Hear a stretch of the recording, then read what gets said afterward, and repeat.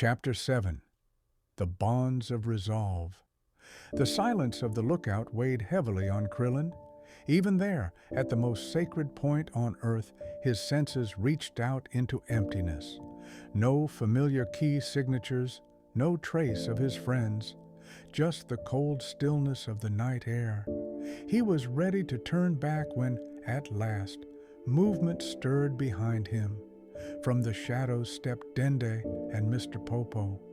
Their key had been hidden, suppressed to nothingness. Relief flickered in Krillin's chest, but their faces carried only grim resolve. "Where were you?" Krillin asked, his voice taut. Popo's expression darkened. "Hiding." Dende stepped forward, his small frame tense. Master Roshi, Tenshinhan, Yamcha, Chiaotzu, even Yajirobe. They were preparing to enter the hyperbolic time chamber when the demons struck. One of them had already captured Karin. They fought to protect me, to protect the Dragon Balls. Krillin's fists clenched. And they bought us time.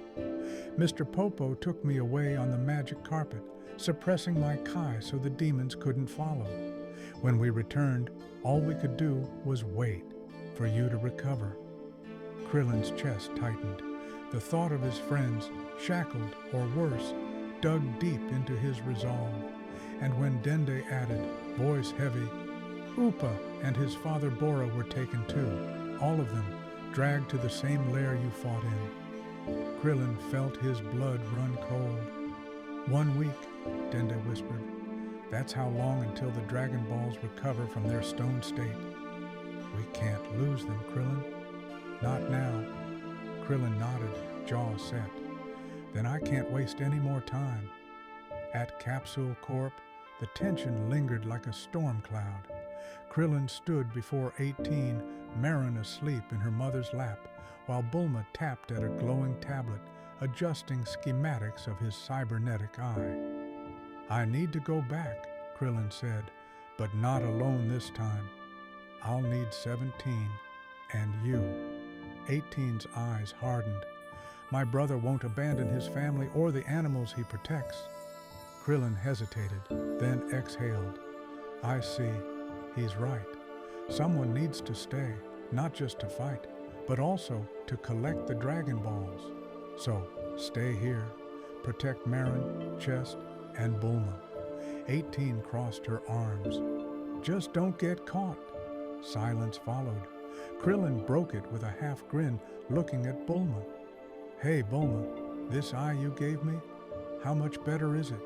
Can it help me win? Bulma looked up from her tablet, a spark in her eyes. Yes, said proudly. Look at your scar. It's already shrinking. My technology first performed a process to increase your healing capacity, to allow the eye to merge with your body. Within a day, the system will be fully integrated. When this happens, your regeneration will skyrocket. Additionally, you'll be able to draw on external energy sources through the eye. Sunlight, electricity, ki, anything. That's how the eye works. It's not using your energy to work. Krillin blinked.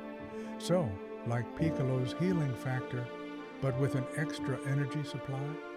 Exactly, Bulma said firmly. You won't exhaust yourself the same way again. But it needs a little more time. One more day. Krillin looked at Marin's sleeping face, at 18's unshakable stare, and then at Bulma's calm confidence. He bent down, kissed his daughter's forehead, then brushed a hand over 18's shoulder. I will not take unnecessary risks, he said softly, before flying away. No one noticed as Chest slipped quietly out of Capsule Corp, nose to the ground, determination in his steps. The cavern loomed once again, dark and stinking of death, but it wasn't all bad news. It seemed the strongest demon wasn't present. Krillin crept forward, ki suppressed to a flicker, until he saw them, his friends, chained and drained, their life energy siphoned into glowing crystals. Around them, Possessed humans circled like vultures. Krillin's teeth clenched. He dropped low, and in a blur, his fists and Kai blasts struck with surgical precision. One by one, the possessed fell, collapsing before they could raise alarm. He was halfway through severing the chains when a sudden bark echoed. Krillin spun. Chest stood at the entrance, fur bristling, growling, and from the shadows a new presence surged. A demon. Probably the other one Dende spoke of. He took a step forward, taller but thinner than the last, his aura seething with black fire. He charged.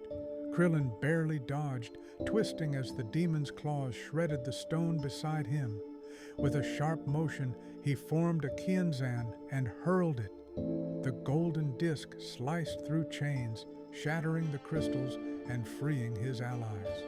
Chest growled low, teeth bared, his small frame planted firmly between the demon and his master. His eyes burned with the same resolve that lit Krillin's heart. "Good boy," Krillin muttered, rising to his feet. His biomechanical eye glowed, scanning the monster before him. "This time," he said, aura igniting around him, "I'll leave on my own 2 feet."